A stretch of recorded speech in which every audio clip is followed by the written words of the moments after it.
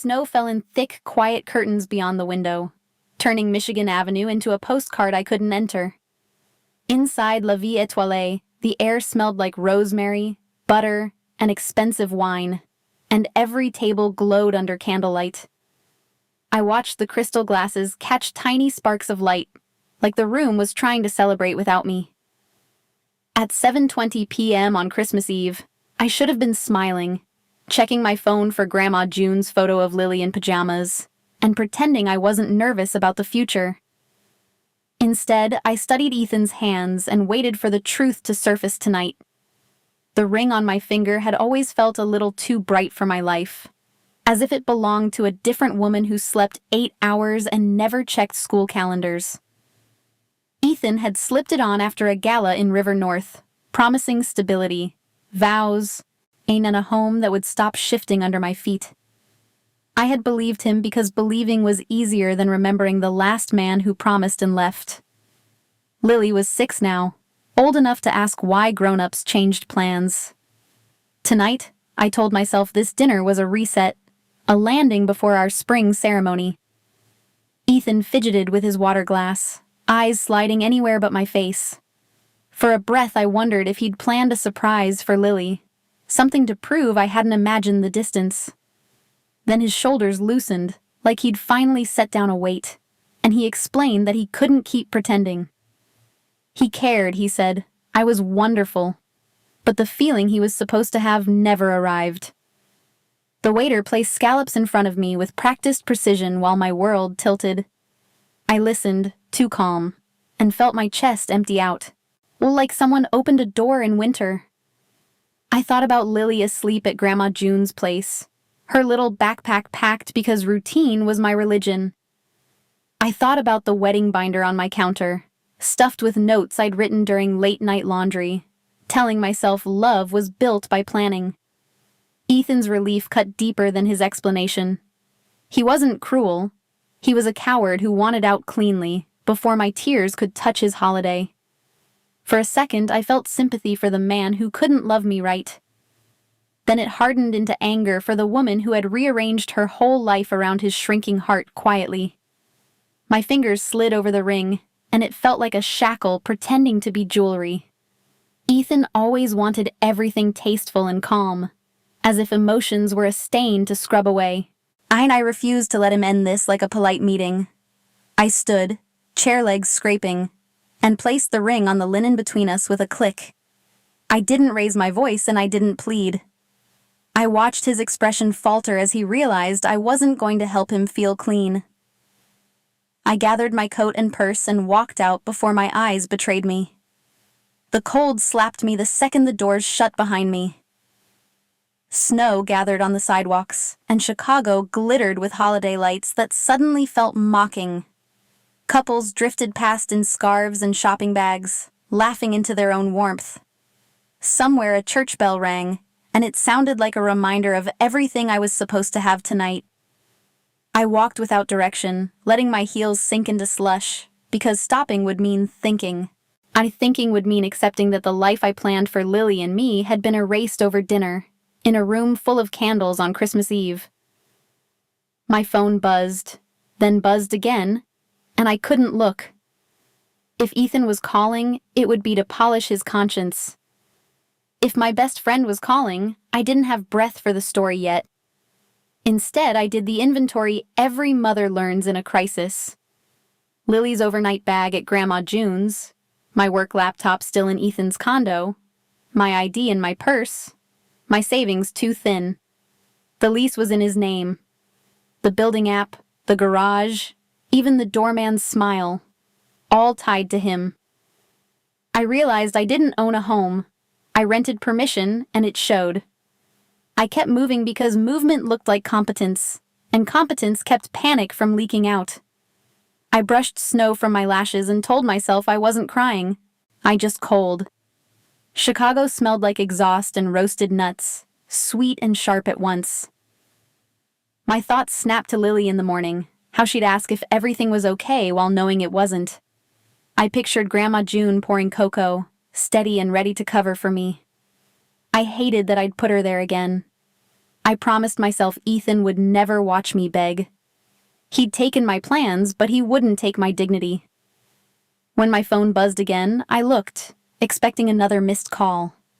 It was the building app, the one that opened the lobby door when my hands were full, and Lily tugged my sleeve. The notification was polite. My access credentials had been removed. Removed. Like I was furniture set on the curb. The sidewalk tilted. My breath fogged and the streetlights smeared. I understood the real betrayal wasn't only Ethan leaving. It was the fact that I didn't even have a key to my own life. I kept walking toward River North, toward the first bar with heat and strangers. The notification sat on my screen like a verdict, and the snow kept falling as if nothing changed. At 9:10 p.m., I walked north with my coat unbuttoned, cheeks burning, phone buzzing in my fist. I needed light, heat, and strangers who did not know me for 1 hour. River North was glitter and slush, and I slipped into a bar with fogged windows and a neon open sign. Warmth hit my face. Somewhere a crooner voice floated over low drums. The bartender had tattooed forearms and kind eyes, like he had seen disasters before and never made worse. He set a glass in front of me after I signaled for something strong. The first sip burned, and I welcomed it. My phone lit again with Ethan's name. Then again. I turned it face down, as if silence could keep his story from rewriting mine in the middle of Christmas. Numbness arrived in waves. I pictured Lily's socks lined on Grandma June's radiator, her little grin when cocoa foam touched her nose. Tomorrow she would ask why I looked tired. I rehearsed lies, then hated myself. A mother does not get to collapse. She reorganizes even when her heart shatters. That was when I noticed Dominic Russo, the man in the coat near the back. He did not laugh loudly or gesture. He simply sat, and people around him shifted as if making room for weather. Cologne cut through beer and citrus. My skin registered warning before curiosity took hold. I tried to stare into my drink, but his presence kept tugging at the edge of my vision. When he turned, his gaze landed without effort, steady as a hand on a shoulder. Even the bartender's movements slowed near him, careful, respectful. I wondered who earned that kind of quiet. Every sensible part of me said to leave before trouble learned my face. Then the building app flashed again in my mind, that clean phrase about removed access. I had nowhere to go except another lobby that would not open. I stayed, pretending choice was freedom and not plain survival. He rose and crossed the room with the unhurried confidence of someone who never bumped into obstacles. Chairs seemed to give way. He stopped near my stool, close enough that I could feel warmth from his body, yet far enough to show restraint. My pulse blamed the whiskey, not him. I could tell he was studying details I thought I hid. The bare patch on my finger where the ring had been, my grip on the purse strap, my shoulders braced for impact. His expression held amusement, not cruelty. It felt like he recognized the exact second I broke tonight. I dug for lip balm and instead found Lily's crumpled drawing, folded into my wallet like a talisman. A stick figure family under a crooked star. My name spelled wrong, hearts everywhere. My throat tightened. I was sitting in a bar on Christmas Eve carrying my child's faith like contraband. He noticed the drawing before I could hide it, not by leaning closer, but by reading my hands. Something in his face gentled, as if he understood my mess came with a child. He did not judge. He simply looked at me like I mattered, and that made me wary. Men like him did not drift into bars for no reason. He carried himself like a decision made. I wondered how long he had been there, whether he had followed me from the restaurant, whether Ethan had done things. My imagination sprinted ahead of evidence, because fear waits for proof. The bartender glanced toward him the way people glance toward a storm, then back at me, checking my face. I wanted invisibility, not rescuing. Yet that man's attention made me feel more visible than I had been all night. He seemed to know my loneliness had an edge like glass. I told myself to finish the drink and leave. But leaving meant wandering until sunrise, finding a hotel I could not afford. Calling Grandma June with a voice would scare her. The warmth of the bar pressed against my bones. I stayed, letting time pass, because exhaustion makes risk normal. He angled his body toward me, as if the room narrowed to our corner. I expected a flirtation, some smooth holiday joke. Instead, I felt the air shift, like he was about to name what I was avoiding. My hands tightened around Lily's drawing, and I listened even with fear. His gaze flicked to the drawing, then returned to my face with precision that made my stomach sink. Without introduction or small talk, he used my name, Maya, like it belonged in his mouth. The world went sharp. My drink tasted suddenly sober. How did he know right then alone? Alarm flared through me, yet I stayed still. I thought of Lily asleep, of doors that no longer opened for me, of the cold outside. If I ran, I would run alone. If I stayed, I might learn why he knew me. Following him felt like a dare forward tonight. Hearing my name from his mouth snapped the warmth into a blade. I didn't stand up and run, because running would have meant surrendering my only advantage tonight. Observation. I set one rule inside my head: 1 step, 1 hour, 1 exit, and I would leave moment it felt wrong. I finished my drink in 2 steady swallows, pressed Lily's drawing flat in my purse, and nodded once as if I had somewhere to be. The tattooed bartender watched me with silent sympathy.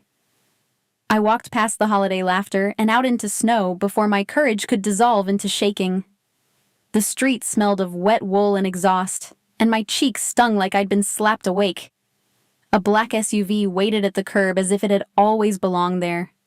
Its headlights were muted, not flashy, just certain. That certainty unsettled me because I had nothing certain left tonight. A man in the driver's seat stayed still, hands at 10 and 2, eyes forward. Dominic moved first, opening the rear door for me with an old-fashioned patience that felt rehearsed. I saw the driver's name in my mind. Gabe, loyal and quiet, as if silence was his job.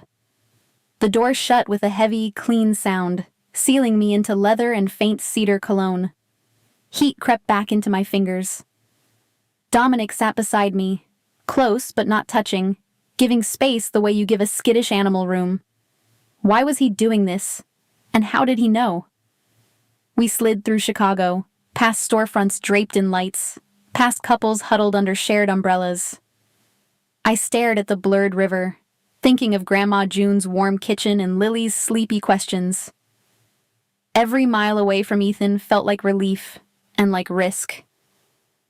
Dominic watched the road, not me at all. The neighborhood changed, less polished, more lived in, brick buildings wearing decades like scars. Dominic told Gabe where to go in a low tone I didn't catch. Then the SUV stopped beside a small place with no sign, only a red door and a wreath. My stomach fluttered without permission. Dominic pushed the red door open and warmth and garlic rolled out like an embrace. An older owner appeared instantly, mustache and apron, eyes bright. He greeted Dominic with familiarity, yet his smile tightened a beat later, as if respect carried caution. His gaze slid to me, measuring, then approving. Dominic led me past tables where families leaned close over plates. The air was thick with tomatoes, basil, and heat. He guided me into a back room with one candlelit table already set, as if the night was scheduled. I didn't ask how. I watched nobody question him not once. Food arrived without menus, bread still warm, olive oil green as glass, pasta that smelled like someone's grandmother meant it. My shoulders dropped on their own. I ate slowly, feeling my body remember it was alive. Outside, my phone stayed dark by choice.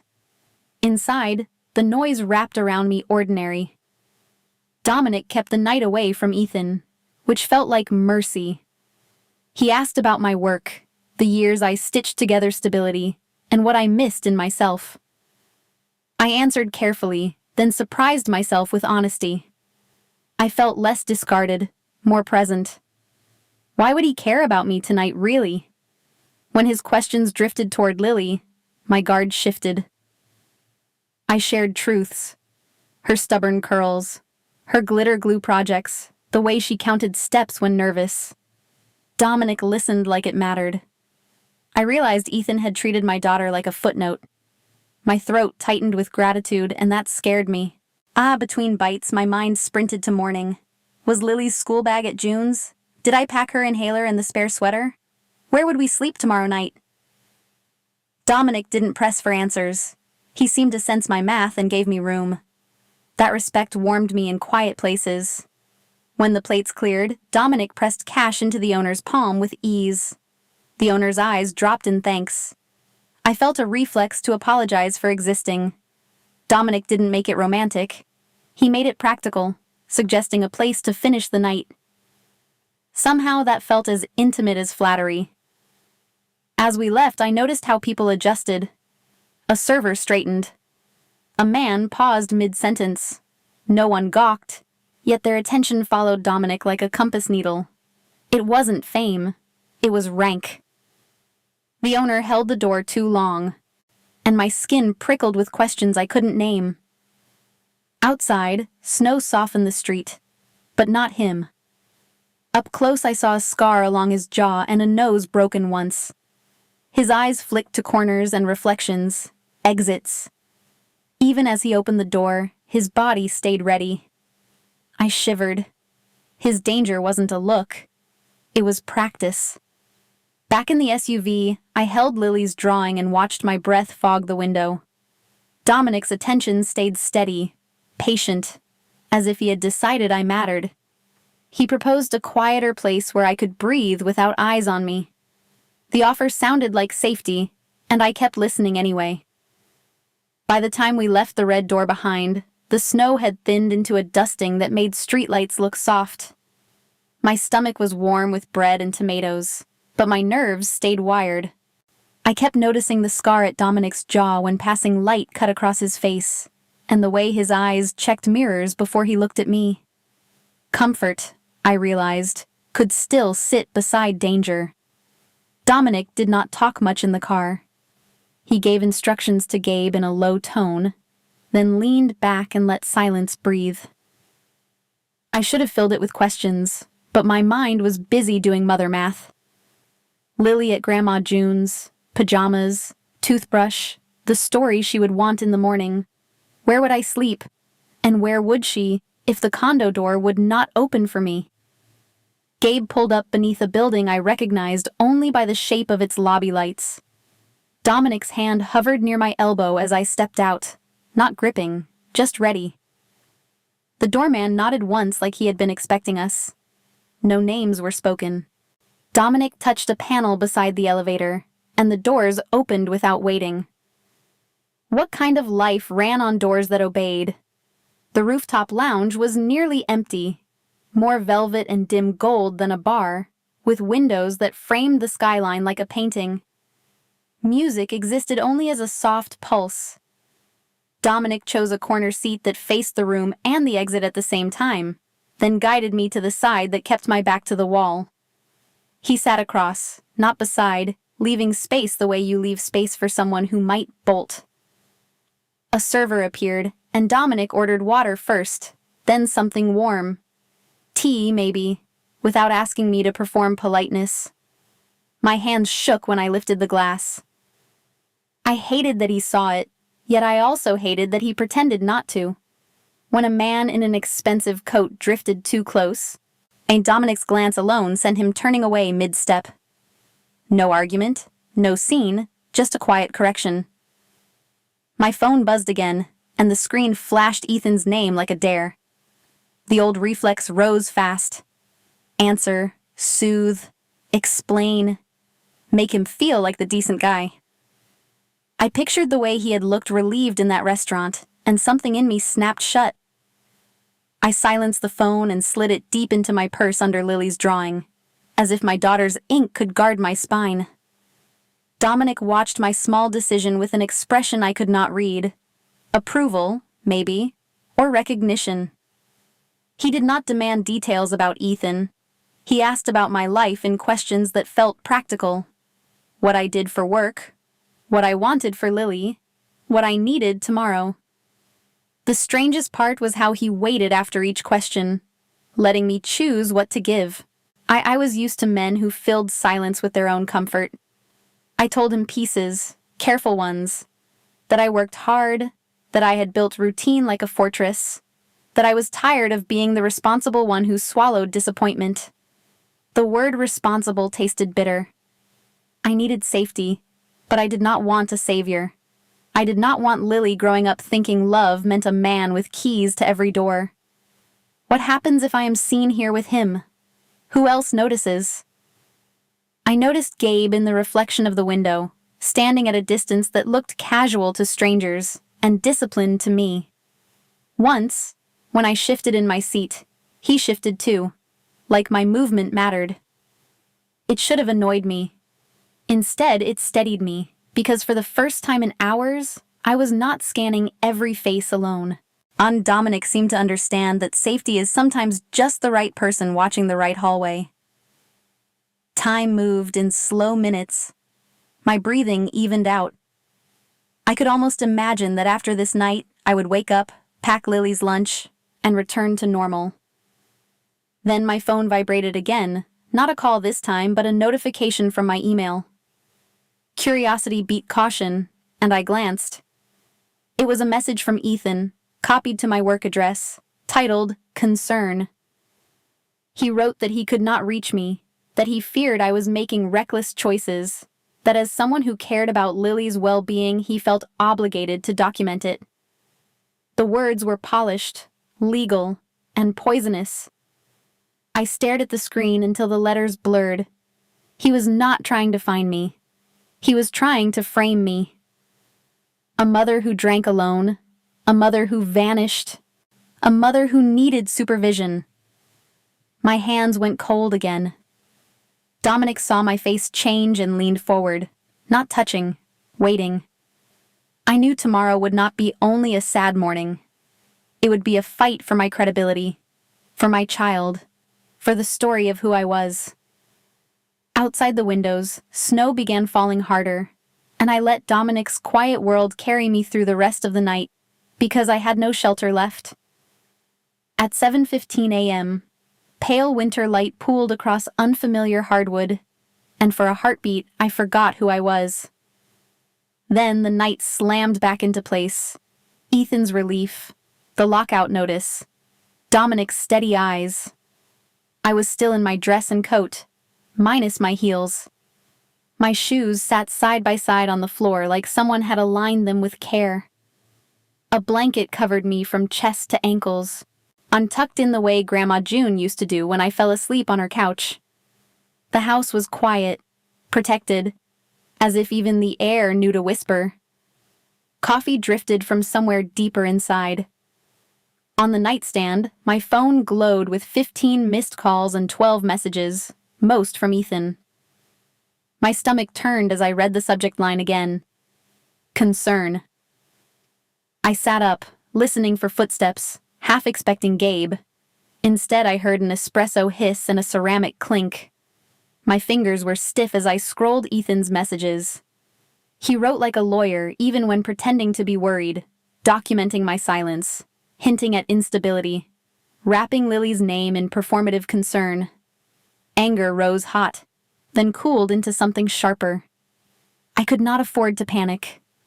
Lily needed breakfast, a normal voice, a mother who did not look like she'd been shattered in public.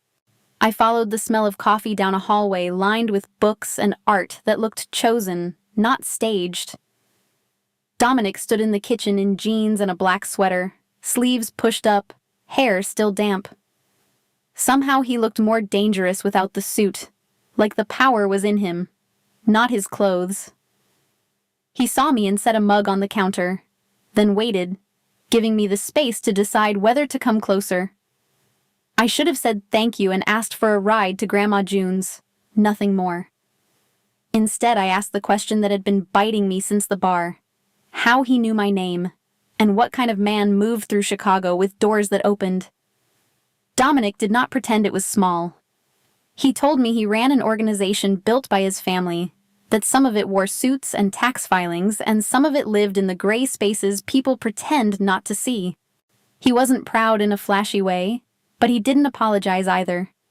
He said his job was to keep violence away from his people and push the business toward legitimacy without losing the power that kept enemies back. Then he explained what protection meant. Being near him made me safer from random harm, but it also made me visible to anyone looking for leverage. People would test him by testing me. If I stayed in his orbit, there would be rules, escorts, routes, limits, because he would not gamble with a child's life. The truth had teeth because it was not romantic. It was logistics and consequences. I felt surprise, yes, but mostly I felt a strange calm. Ethan's betrayal had already burned away my illusions about safety. The only thing that mattered now was Lily. I told Dominic I needed to pick her up, immediately, before Ethan's paper trail turned into something uglier. Dominic nodded once and reached for his phone. Within minutes, Gabe was at the door, coat on, keys ready. Dominic moved with him, not barking orders, just placing pieces into position. A child's booster seat appeared in the back of the SUV like it had always been there, and that small detail hit me harder than his confession. He had planned for Lily without ever meeting her. The ride to Grandma June's neighborhood felt too bright for how shaken I was. I sat between Dominic and the window, clutching my phone, rehearsing what I would say with a steady voice. When we reached June's building, Dominic stayed a half step behind me, giving me the lead, while Gabe watched the street. June opened the door in her robe, eyes sharp even before she saw the SUV.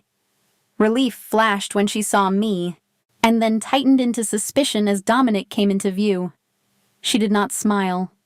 She looked at him the way you look at a dog you cannot read, one hand already hovering near Lily's shoulder. Lily ran to me, hair sticking up. She pressed her face into my coat and then pulled back to stare at Dominic with the fearless curiosity only children have. Dominic lowered himself to her height, hands visible, expressions softening at the edges. He offered her a small, wrapped candy from his pocket, as if he remembered she was 6. Lily took it, then studied the scar at his jaw like it was a puzzle, not a threat. June's gaze stayed on Dominic. In her eyes I saw recognition, the kind that comes from living long enough to know certain men bring certain storms. As we stepped back into the hallway, I felt the weight of tomorrow settle on my shoulders. And I would need my documents, Lily's things, and a clean total break from Ethan's condo before his concern turned into a public accusation. By late morning, my fear had cooled into a list. Lily needed her school backpack, her inhaler, the winter boots she refused to wear until the sidewalk turned icy. I needed my passport, my social security card, my work laptop, and the folder of custody papers I kept like a fire extinguisher. Grandma June kissed Lily's forehead and watched me like she was memorizing my face. I promised her I would be back before bedtime, even if I had to rebuild an address from scratch. Dominic didn't argue or dramatize. He asked for the condo's garage level, the elevator code, the hours Ethan usually left for the gym, all the boring details that make a plan succeed. Gabe waited outside in the SUV, engine humming, as if time itself was guarded. Dominic texted once, and 2 men in plain jackets appeared at the curb with empty totes, faces calm, eyes scanning. No sirens, no swagger, just competence designed to keep Lily invisible and to keep my shaking hands from showing. At 3:10 p.m., we pulled into Ethan's building like a memory I didn't ask for. The lobby smelled of pine garland and expensive cologne, the same curated holiday scent that used to make me feel chosen. Now it made my stomach clench. The doorman's smile faltered when he saw me without Ethan, then straightened when Dominic stepped beside me. I hated that my worth still depended on who stood next to me. but I used the moment anyway because Lily's stability needed momentum today. The elevator ride was silent except for the soft thrum of cables. I stared at my reflection in the mirrored wall and saw a woman trying not to look like she'd been evicted from her own life. Ethan's floor arrived too fast. The hallway carpet muted our steps, and the scent of his apartment, cedar soap and coffee, seeped through the door like an accusation. My fingers remembered the keypad automatically, then stopped. The code was his now, not ours. Dominic watched, letting me lead. Ethan opened the door with the practiced calm of a man rehearsing innocence. He looked past me, clocked Dominic, and his jaw tightened before he smoothed it into concern. I felt him building a story in real time. The stable fiancé forced to protect a child from an emotional mother. He gestured toward the tote bags as if I was stealing, not retrieving. My anger rose, but it clarified instead of burning. I was done performing for him. Lily deserved a mother who stayed solid. I walked past Ethan into the bedroom and went straight for my file drawer, the place he never noticed. Birth certificate copies, medical cards, Lily's school enrollment forms, my tax folder, all slid into a tote with quick hands. I grabbed Lily's stuffed rabbit from the couch where she had left it on movie night and pressed it to my chest for a second. In the closet, I ignored the dresses that belonged to my old plan and took only what fit a new one. Behind me, Ethan's voice kept trying to sound reasonable, like he was writing a memo. Dominic answered with almost nothing, just a steady look that made the air heavier. The two men in jackets moved through the rooms silently, packing books, Lily's art supplies, the framed photo of June holding her as a baby. Ethan's shoulders shrank as he realized this wasn't a breakup anymore. It was an extraction. No one raised a hand. The shift happened anyway, like gravity changing direction. I watched, unblinking. Back in the hallway, Dominic placed an envelope in my palm before I could refuse. He explained, not with romance but with numbers, that deposits and a fresh start cost money, and speed mattered. The envelope held $5,000. My pride flared, then my brain pictured Lily's safe bed, a lock that answered to me, and groceries that didn't require panic math. I nodded once and tucked it deep into my purse beside her drawing, choosing stability over ego because motherhood taught me what matters most. In the garage, the SUV swallowed our bags without complaint. Snowflakes drifted into the fluorescent light, gentle and indifferent. Ethan stayed by the elevator, arms crossed, as if that posture could protect his story. I did not look back for long. I felt lighter, not because I had won, but because my essentials were finally in my control. Lily's rabbit peeked from a tote like a promise. Dominic waited until I was seated before closing the door, careful with my new fragility on this holiday. As Gabe pulled us onto the street, I noticed a sedan 2 cars behind, keeping pace through 3 turns. Maybe it was nothing, but my skin disagreed. Dominic's eyes flicked to the mirror, calm, counting shadows like math. In that moment, I understood protection was not a blanket. It was a spotlight. With Lily's rabbit and documents beside me, and Ethan's poison waiting in my inbox, I let the SUV carry me toward Dominic's home, toward a new normal I hadn't asked for until now. Dominic's house didn't feel like a home at first. It felt like a museum that had learned to breathe. The ceilings were high, the windows were taller, and the city lights looked like they belonged to someone else's life. Lily walked in holding her rabbit by one ear, eyes wide, whispering questions only her eyebrows asked. I set our tote bags down and tried to act casual while my brain mapped exits the way Dominic did. Gabe stayed near the entry like a shadow with shoulders, pretending to be furniture. Every time the front gate clicked, my pulse answered. Dominic took Lily's coat, hung it neatly, and then knelt to fix the strap on her little boot without making a show of it. That tiny competence hit me harder than any grand promise. I had dated men who loved the idea of motherhood, not the sticky, practical parts. Dominic seemed to understand that safety is built from boring moments.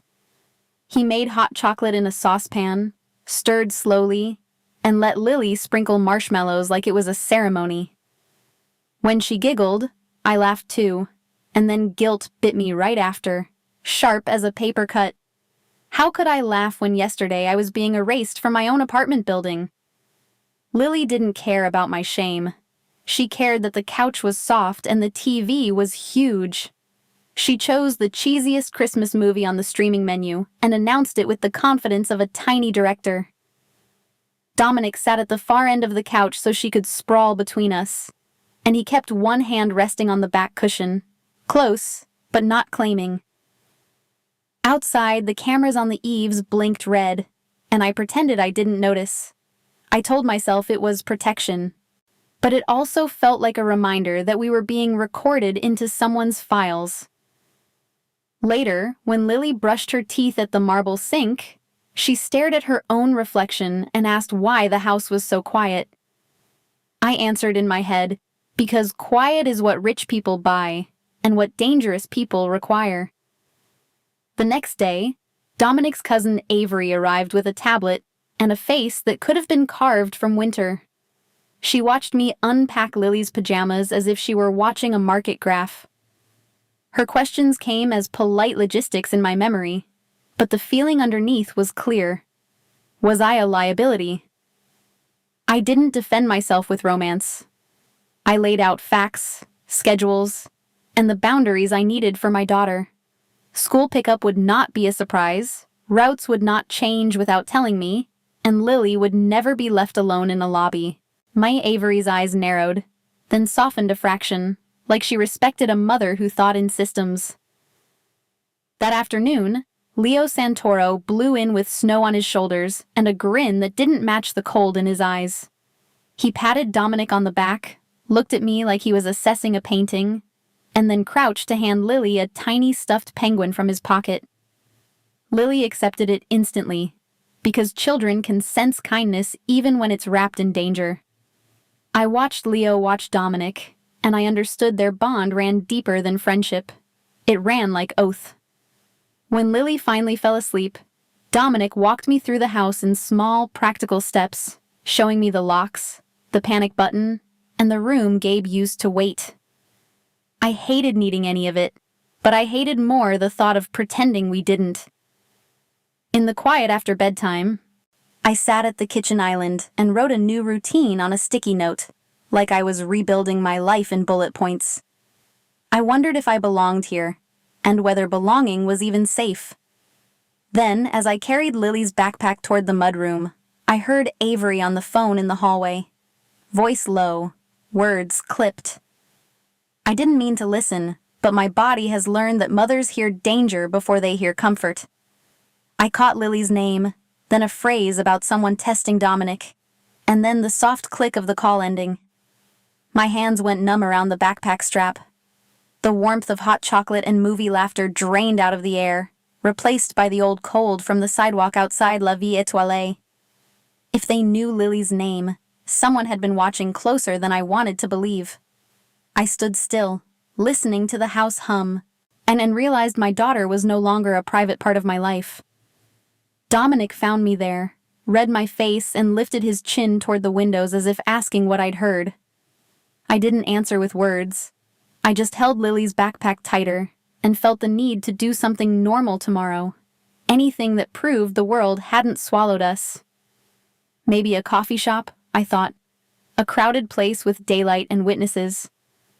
I told myself daylight would make us safer, but deep down I knew predators liked daylight too, because it let them smile right in public. At 10:40 a.m., I walked into a Loop coffee shop alone, clutching my phone like a lifeline. Steam rose from espresso machines, and holiday shoppers packed the line. I chose a table with sightlines to the door and both restrooms, pretending it was just habit, not fear, in daylight. My mind kept jumping to Lily at school, to her pink backpack and the way she waved without looking back. I told myself I deserved a small normal hour, but my body stayed tuned to footsteps and reflections. Every time the door opened, my shoulders tightened as if warned already. I I stirred my drink and tried to read the menu board, yet the feeling of eyes on my back would not lift. The hair at my nape rose. A man near the window shifted his chair, just enough to keep me in view, as if testing my awareness today, too. He approached with an easy smile that belonged on a billboard. Blonde hair perfect, coat tailored, hands empty. He moved like someone who expected welcome. When he said my name, softly and correctly, my stomach dropped. His eyes flicked to my left hand, then back to my face, calmly waiting. I learned later he was Victor Kane, but in that moment he was simply a stranger acting like an acquaintance. He implied he knew Dominic, that he knew I had been seen leaving in the black SUV. He spoke about protection as if it expired when convenient for him alone. Then his gaze slid past me toward the street, and he mentioned a child in the way predators do, as a casual fact. My chest tightened so hard it hurt. Lily's name was not spoken, yet I felt it hovering. How long had he been watching us both quietly first? My hands stayed on my cup to keep them from shaking. I did not argue, because arguing draws attention, and attention creates stories. I nodded as if I understood, while my brain mapped the fastest route back to the SUV without leading him anywhere near Lily after school today either. He left a business card on the table, crisp as a threat dressed in paper. He did not touch me, yet I felt fingerprints on my life. The card carried a private number and a hint that he preferred meetings without witnesses whenever Dominic failed to obey his pressure next. I waited until Victor had blended into the crowd. Then I walked straight outside into the cold to breathe. My fingers dialed Dominic before fear could turn to shame. He answered fast. I described the smile, the knowledge, the child-shaped warning. Silence followed tight and controlled with rage beneath it. Within minutes, Gabe's SUV slid to the curb, and my normal hour ended. Dominic's instructions came through action, not drama. No solo trips, no wandering, no predictable routes. I hated the cage forming around me. I hated more how my breathing slowed once it formed around my daughter's life, too. Back at Dominic's house, Avery met us at the door with a clipboard expression, already adjusting schedules. Leo hovered in the hallway like a joke that could bite. No one asked what Victor said. They watched my face instead, reading damage. I wanted to scream, but I swallowed it down. I wrote out my own rules beside theirs. Lily would be picked up by the same adult every day, and she would never wait alone at the curb. Her teachers would know a code word for emergencies. Lily would not mention Dominic's name at school. Not yet. Not ever again. That evening I tried to act normal for Lily, praising her spelling worksheet and letting her choose dinner. Dominic watched from a distance, letting me parent without interference. When Lily asked why Gabe always waited near the door, I told her we had helpers for a little while now, okay? Then Lily mentioned, on with the casual confidence of children, that a new man had been standing near the school fence at pickup, smiling like he knew her. She described his hair and his shiny shoes. My blood went cold. I kept my face soft and asked what he smelled like. Lily shrugged and said he smelled like winter and something sharp. I felt the room tilt. Dominic's gaze lifted and the air changed, heavy and focused. I realized Victor had not approached me for romance or money. He had approached me to reach my child. Anger replaced fear fully now. Later, after Lily fell asleep clutching her rabbit and her new penguin, I sat at the kitchen island with my phone in both hands, waiting for Dominic's plan to become something I could understand. I wondered what happens when a war chooses you. Outside, a car idled too long again, and I told myself daylight would protect us. Yet daylight delivered Victor to my table and then to my daughter's fence. The rules around me tightened, and I felt trapped inside a battlefield. If Dominic vanished, would anyone tell me why? I listened to the house breathe and braced for silence. At 2 a.m, the house felt like a held breath. The hallway lights were dim, the cameras outside blinking their tiny red pulses, and my phone burned white in my hands. Dominic's last message sat above a string of calls that never connected. I tried again anyway, because mothers believe repetition can turn fear into control. Each ring ended the same way, in silence, as if the world had decided I was not allowed answers tonight while my daughter slept upstairs, trusting me. I walked the perimeter of Dominic's security like it was a fence around a playground. The front gate was locked, the driveway empty except for Gabe's SUV, and a guard I didn't know pretended to watch the street, not me. Inside, staff moved softly, offering tea, blankets, calm faces, nothing real. Gabe answered my questions with careful nods and neutral words that meant wait. Protection wrapped tight, and in the dark it felt less like safety and more like being sealed walls I never chose. Upstairs, Lily slept with her rabbit tucked under her chin, cheeks pink from dreams. I checked her breathing the way I used to when she had colds, then forced my face back into neutral before she could wake and read me. Tomorrow was a school day in her mind, even if Christmas break made time weird. I packed her lunch anyway, lined up her clothes, and wrote the pickup plan twice. If I kept moving, maybe I wouldn't fall apart for the child I loved. By dawn, my anger had a voice, and I used it. Avery appeared in the kitchen with a tablet and a composed expression that felt rehearsed. Leo lingered near the doorway, smiling too easily, eyes too alert. They offered reassurance shaped like fog, that Dominic was handling business, that I was safer not knowing. The silence made me imagine every option. Injured, trapped, choosing distance, baiting Victor, punishing me for stepping out alone. Not knowing was torture, and I could not protect Lily from guesses. I texted, called, paced, then sat perfectly still, trying to hear meaning in the house's hum. What do you do when the man who promised safety vanishes?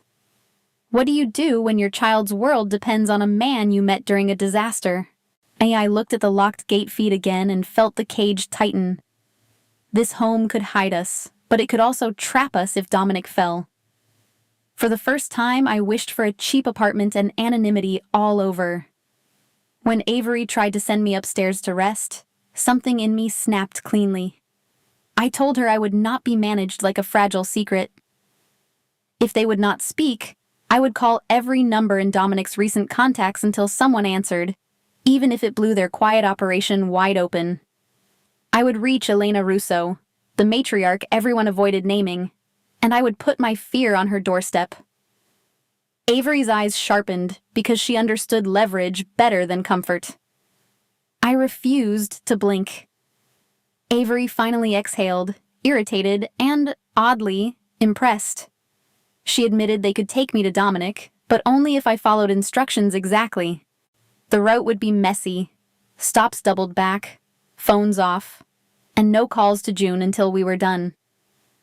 If anyone followed, it endangered Dominic and Lily both. I agreed without pride, because pride is useless when a child is at stake. I promised I would be quiet, but I would not be ignorant again. My hands shook, yet my voice stayed steady. Before we left, I went upstairs and watched Lily sleep one more time, memorizing the curve of her lashes. I kissed her hair and whispered a promise into the blanket. Not prayer, not performance, just vow. June stayed downstairs, wide awake, pretending to read. I wrote her a note with the basics and slid it under her mug. Then I pulled my coat on, checked my purse for Lily's drawing, and stepped into the cold with Avery. Snow squeaked under my boots like a warning. Gabe drove. Avery sat beside him, and I rode in back with my thoughts. We didn't head straight anywhere. We looped through side streets, crossed bridges, doubled into neighborhoods I couldn't name, then paused beneath an overpass until a truck passed. My phone stayed dark in my pocket, heavy as guilt. I stared at the taillights behind us, counting how long they stayed. If this was a funeral route, I wanted to know. If it was a rescue, I needed to arrive strong for Lily. After an hour that felt like a year, we stopped in front of an ordinary brick building with no holiday lights at all. Avery led me up narrow stairs that smelled of old paint and cooking oil. The hallway was dim, the carpet thin, the door at the end unremarkable. She knocked in a pattern, waited, then looked at me as if measuring whether I would break. My heart hit my ribs like fists. The lock clicked, and the door began to open for me. Inside the ordinary brick building, the stairwell smelled of damp paint and old cooking oil. Avery led me past doors that looked identical, then stopped at the last unit. She knocked a tight pattern. My pulse matched it. The lock clicked, and stale heat breathed out like a hidden furnace. Antonio opened the door just enough to scan the hallway, then waved us in. The apartment was small, bare, forgettable by design. On a couch beneath a cheap lamp, Dominic sat half upright. A bandage crossed his temple. His eyes met mine, alive, and I felt my knees go weak. Relief hit first, so hard it made me dizzy. Then anger followed, sharp and clean, because 3 days of silence had been a kind of violence. I crossed the room and placed my palm on his chest, feeling the steady beat. Refusing to let tears lead, my voice stayed low. I noticed bruising at his ribs when he shifted, the split skin over his knuckles, the exhaustion carving shadows under his eyes. I checked the windows, the second lock, the phone charger on the table. Then I poured water and adjusted the blanket around him like he was my child. Dominic tried to push me back toward the door with a look that said I should not be here. I stayed anyway. I sat on the edge of the couch, careful of his ribs, and breathed with him until his shoulders dropped. The relief in his face hurt me too. He explained the night in down pieces, a meeting that turned into a trap. Men he trusted pulled into a corridor with no exits, police attention circling sharks once weapons appeared. He got his people out, but the city tightened. Going underground was the only way to keep me unseen. I told him what the silence did to me. I described the 2 in the morning light, Lily sleeping, my phone bright as a wound, the guards refusing details. I confessed I almost drove to the police just to force a report. I had learned that waiting makes you smaller. His expression softened in a way that scared me more than rage. He admitted his fear was not dying. It was Lily paying for my proximity to him. He said enemies do not hunt kings, they hunt the people kings love. He looked at my hands as if apologizing quietly. I realized I had already chosen, twice. First in the bar, when I accepted warmth instead of freezing alone. Second now, when I refused to let fear steer my parenting.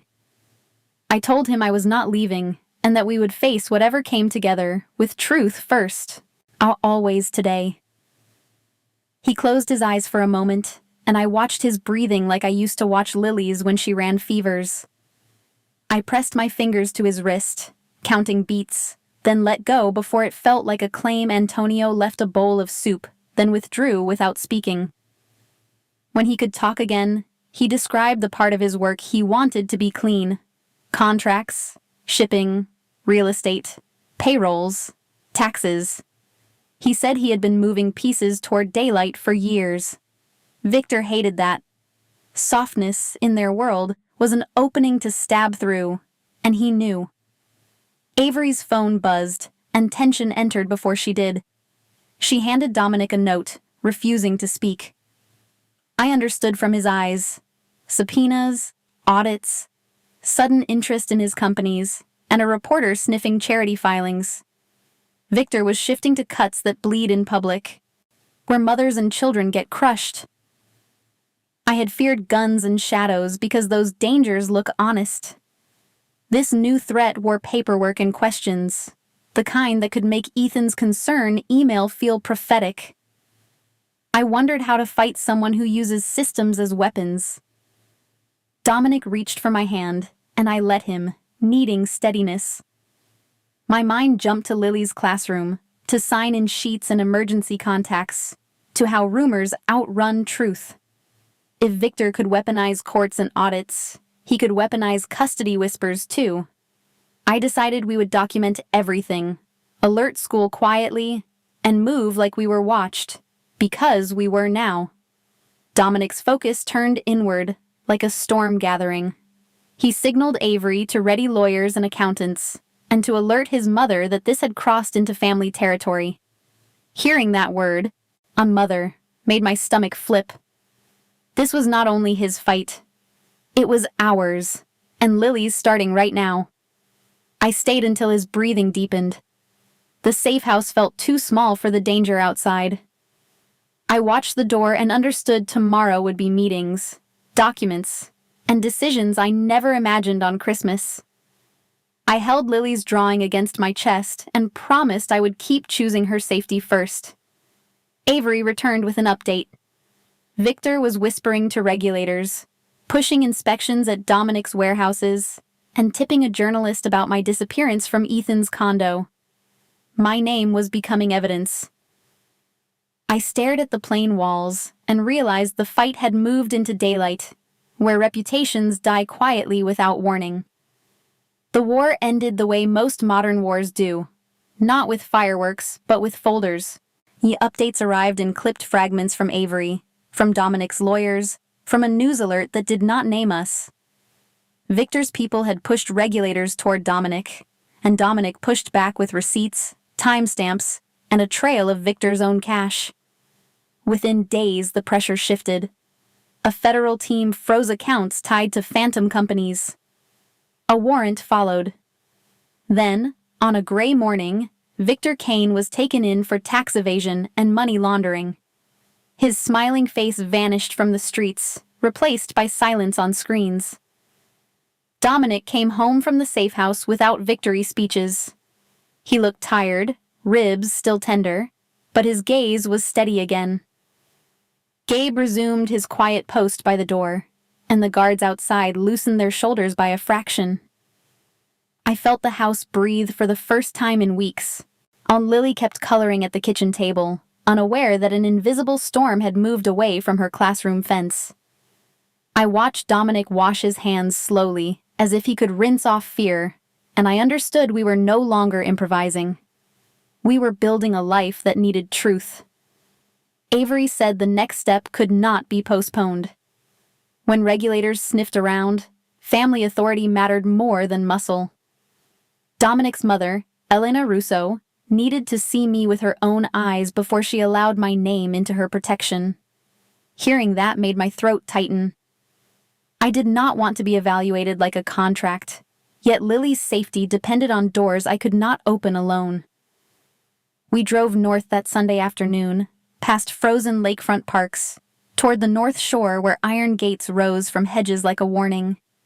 Air filled my lungs, and my nerves rattled under my coat. The mansion was quiet wealth, not flashy, the kind that had learned patience over decades. Inside, the floors shone, and the silence felt trained. Elena waited at the end of a long dining room, elegant and still, her eyes sharper than any guard's. She looked at my hands first, then my posture, then the tiredness around my eyes.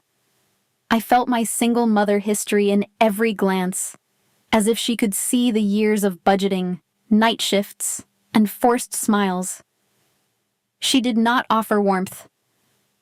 Dominic sat beside me, calm, while I reminded myself I was here for Lily. Elena's questions landed like scalpels, careful and bloodless. She wanted to know what I brought to a family that survived on leverage. I could have performed, could have dressed my answers in gratitude, could have promised devotion like a pageant. Instead, I told the truth inside my head and let it shape my face. I had no money to invest, no last name to trade, no political friends, no useful connections. All I had was a child I would protect, and a love that did not ask Dominic to pretend. If that was not enough, then I would walk away. For a long moment, Elena watched me in silence, weighing what could not be bought.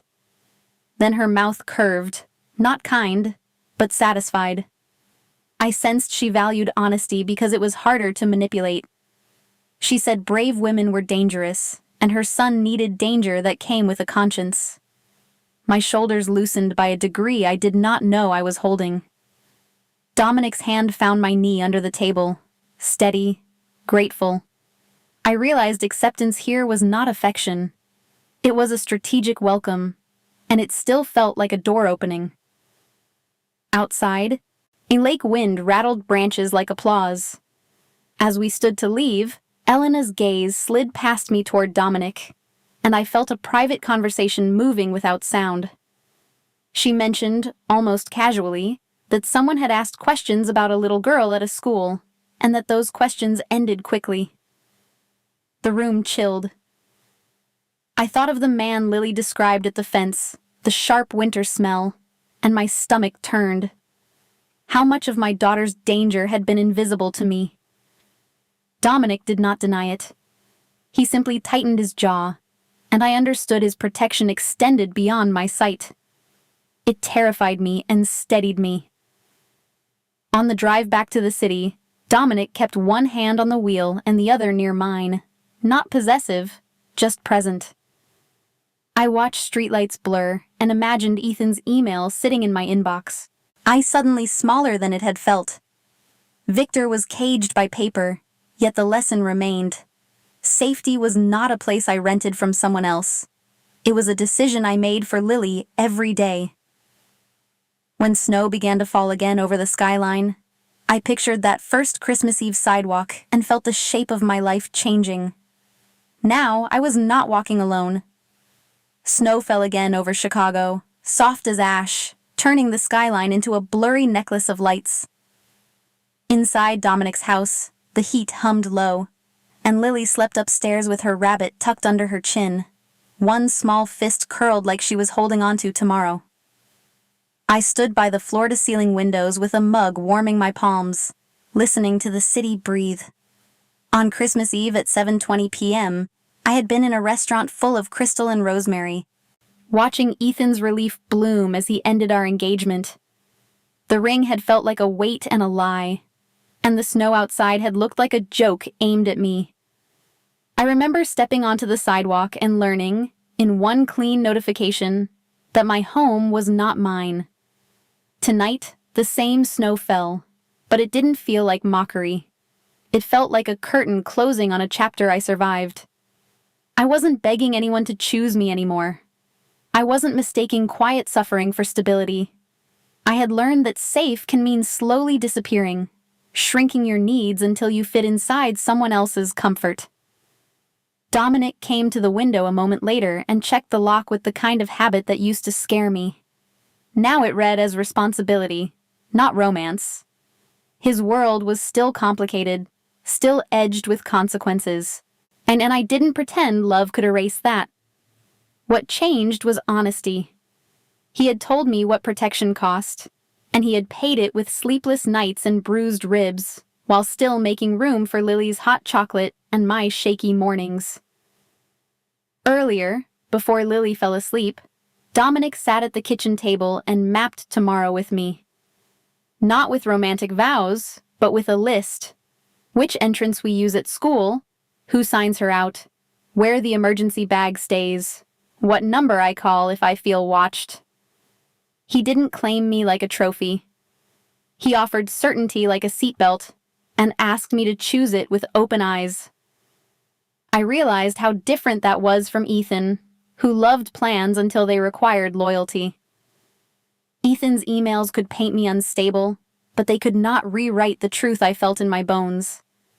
That truth kept my voice steady. I thought about Grandma June's eyes at the door, about Avery's cold scrutiny, about how Victor had smiled in a crowded coffee shop and made my blood run cold. None of that vanished just because Victor ended up in handcuffs. The lesson was not that danger goes away. The lesson was that I can face danger with my head up when I stop living inside lies. I looked up the stairs and pictured Lily waking, asking for pancakes, asking why the grown-ups whisper sometimes. I promised myself I would keep her world simple even when mine was not. Routines, school pickups, a code word, A mother who tells the truth in age-appropriate pieces and never makes a child carry adult fear. If heartbreak ever rerouted your life, did you treat the detour like failure? Or like a map you didn't know you needed? If an ending opened a door you were afraid to walk through, would you step anyway? I didn't step because I was fearless. I stepped because my daughter deserved a mother who chose herself, and a love that chose us both. Outside, snow gathered on the terrace rail. Dominic draped a blanket around my shoulders, and I leaned into the warmth without feeling guilty for needing it. For the first time in years, I felt seen without being managed, protected without being erased. I didn't get the Christmas I planned. I got the one that rebuilt me. If this story hit a nerve, tap like, share it with someone who needs a restart, and leave a comment about the moment your life changed direction. I read them, and I'm cheering for your next chapter.